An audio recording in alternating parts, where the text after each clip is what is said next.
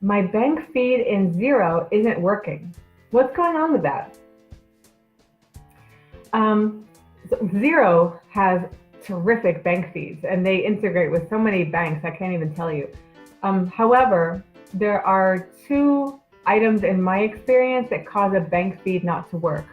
One of them is those um, security questions. If your bank has an additional layer of security, um, some banks, every couple of logins, ask you a security question. Some don't.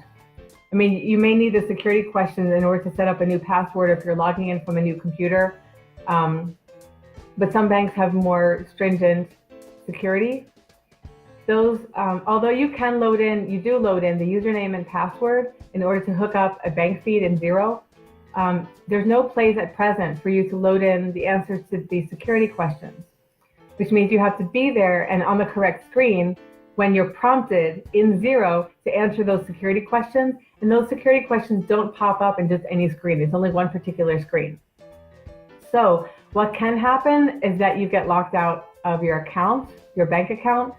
Um, so in general, something to consider. This doesn't solve the bank feed question, but it's something that you might want to consider is creating a secondary login for your bank account just for the purposes of bank feeds. So just in case you do get logged out, you can still have access to your bank to do your regular banking and look at bank statements and transactions, etc. Through your website, through the bank's website, using your regular login credentials. So that's one piece of it. The other piece is from time to time, and including this past week, there have been some outages or some technical difficulties with certain banks in Xero's bank feed.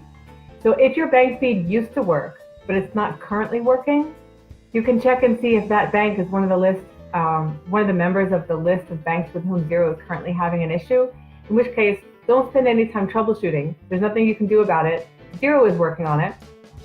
In the meantime, what you might want to consider is downloading transactions from the bank, moving them into Xero's import template for income transactions and for expense transactions, and then importing them that way. This can still save you a lot of data entry, and I love those CSV templates, those CSV import templates in Xero. I cannot tell you how much time those things have saved us when we're doing some serious data entry for our clients. We've just imported tremendously complex transactions into Xero without having to use Transaction Pro Importer. It's huge. I love it.